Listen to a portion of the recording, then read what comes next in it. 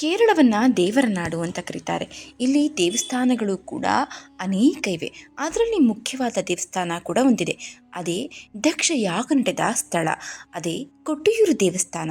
ಕೊಟ್ಟಿಯೂರು ದೇವಸ್ಥಾನದಷ್ಟು ಪ್ರಾಚೀನತೆ ಅಥವಾ ಧಾರ್ಮಿಕ ಮಹತ್ವವನ್ನು ಹೊಂದಿರುವ ದೇವಾಲಯಗಳು ಕೆಲವಿವೆ. ಕೊಟ್ಟಿಯೂರು ದೇವಸ್ಥಾನವನ್ನು ದಕ್ಷಯಾಗ ಮಾಡಿದ ಸ್ಥಳ ಅಂತಾರೆ. ಕೊಟ್ಟಿಯೂರು ಕೇರಳದ ಕಣ್ಣೂರಿನ ಪೂರ್ವಕ್ಕೆ ಇರುವ ಒಂದು ಹಳ್ಳಿ. ಇದು ಬೃಹತ್ ಬೆಟ್ಟಗಳ ಕಣಿವೆಯಲ್ಲಿದೆ. ಕಾಡಿನಿಂದ ಸ್ವಲ್ಪ ದೂರದಲ್ಲೂ ಇದೆ. ದಂತಕಥೆಯ ಪ್ರಕಾರ ತನ್ನ ತಂದೆ ದಕ್ಷನು ತನ್ನ ಪತಿ ಶಿವನಿಗೆ ಮಾಡಿದ ಅವಮಾನವನ್ನು ಸಹಿಸಲಾಗದೆ ಸತಿ ದಕ್ಷಯಾಗದ ಸ್ಥಳದಲ್ಲಿ ತನ್ನ ಪ್ರಾಣವನ್ನು ಕೊನೆಗೊಳಿಸ್ತಾಳೆ. ತನ್ನ ಪತ್ನಿಯ ಮರಣವನ್ನು ತಿಳಿದ ಶಿವ ಕೋಪಗೊಂಡು ದಕ್ಷನನ್ನು ಇದೇ ಸ್ಥಳದಲ್ಲಿ ನಾಶಪಡಿಸ್ತಾನೆ.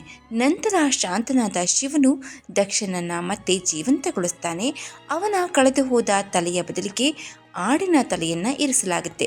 ದಕ್ಷನು ಶಿವನ ಭಕ್ತನಾಗ್ತಾನೆ. ಸತಿ ಪಾರ್ವತಿಯಾಗಿ ಪುನರ್ಜನ್ಮ ಪಡಿತಾಳೆ. ನಂತರ ಶಿವನ ಪತ್ನಿ ಆಗ್ತಾಳೆ. ಇದೆಲ್ಲ ತಿಳಿದ ವಿಷಯವೇ. ವಿಷ್ಣು, ಬ್ರಹ್ಮ ಮತ್ತು ಶಿವದೇವರುಗಳು ಭೇಟಿಯಾದ ಸ್ಥಳವನ್ನು ಕೂಡಿಯೂರು ಅಂತ ಕರೆಯಲಾಗುತ್ತೆ. ಮಲಯಾಳಂನಲ್ಲಿ ಕೂಡಿ ಅಂದರೆ ಒಟ್ಟಿಗೆ ಮತ್ತು ಊರು ಅಂದರೆ ಸ್ಥಳ. ಕೂಡಿಯೂರು ನಂತರ ಕೊಟ್ಟಿಯೂರು ಅಂತ ಬದಲಾಗುತ್ತೆ. ಕೊಟ್ಟಿಯೂರಿನಲ್ಲಿ 2 ದೇವಸ್ಥಾನಗಳಿವೆ. ಸತಿ ತನ್ನ ಜೀವವನ್ನು ಕೊನೆಗೊಳಿಸಿದ ಮೂಲ ಸ್ಥಳ ಅಕ್ಕರೆ ದೇವಸ್ಥಾನ. ಈ ಸ್ಥಳ ಯಾವುದೇ ಶಾಶ್ವತ ರಚನೆ ಅಥವಾ ಕಟ್ಟಡವಿಲ್ಲದೆ ಹಾಗೆಯೇ ಉಳಿದಿದೆ. ಅಲ್ಲಿ ನೀವು ನೋಡೋದು ತಿರುವಂಚಿರ ಎಂಬ ಆಳವಿಲ್ಲದ ಕೊಳದ ಮಧ್ಯದಲ್ಲಿ 2 ವೃತ್ತಾಕಾರದ ವೇದಿಕೆಗಳಿವೆ.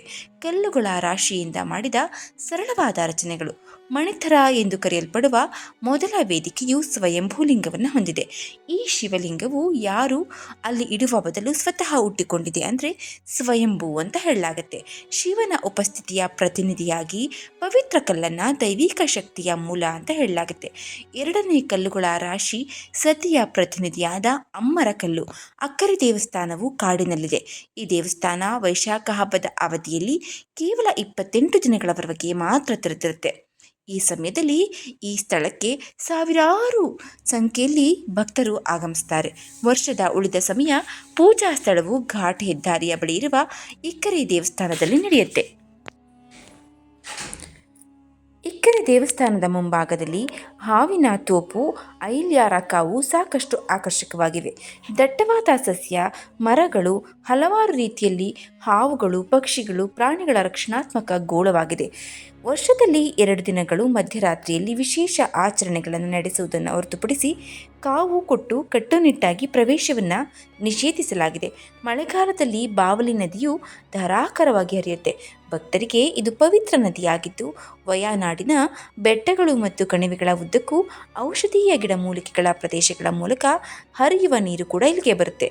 ನೀವು ಕಡಿಮೆ ಮಾರ್ಗವನ್ನು ಅಂದರೆ ಕೇಳಕಂ, ನೆಡುಂಪೊಯಿಲ್, ಕೂದುಪರಂಬ ಮೂಲಕ ತೆಗೆದುಕೊಂಡ್ರೆ ಕಣ್ಣೂರು ಸುಮಾರು 65 ಕಿಲೋಮೀಟರ್ ದೂರದಲ್ಲಿದೆ. ಬದಲಾಗಿ ಪೆರಾವೂರ್ ಮತ್ತು ಇರಿಟಿ ಮೂಲಕ ಪ್ರಯಾಣವನ್ನು ಆಯ್ಕೆ ಮಾಡಿದ್ರೆ ಸುಮಾರು 70 ಕಿಲೋಮೀಟರ್ ಆಗುತ್ತೆ. ಕೊಟ್ಟಿಯೂರಿನಿಂದ ಮಾನಂತವಾಡಿಗೆ ಹೋಗುವ ರಸ್ತೆಗೆ ಪಾಲ್ಚುರಂ. ಇದು ಕಿರಿದಾದ ಪರ್ವತದ ಮಾರ್ಗ. ಹಾವಿನಂತೆ ಬಾಗಿದ ಮತ್ತು ಮಂಜಿನ ಹೊದಿಕೆಯ ಅಡಿಯಲ್ಲಿ ಅಡಗಿರುವ ಪಾಲ್ಚುರಂ ಅದರ ಭಯಾನಕ ಎತ್ತರದಿಂದ ಅದ್ಭುತ ದೃಶ್ಯಾವಳಿಗಳಿಗೆ ಸ್ಮರಣೀಯ. ಮಾನಂತವಾಡಿ ಕೊಟ್ಟಿಯೂರಿನಿಂದ ಸುಮಾರು 24 ಕಿಲೋಮೀಟರ್ ದೂರದಲ್ಲಿದೆ.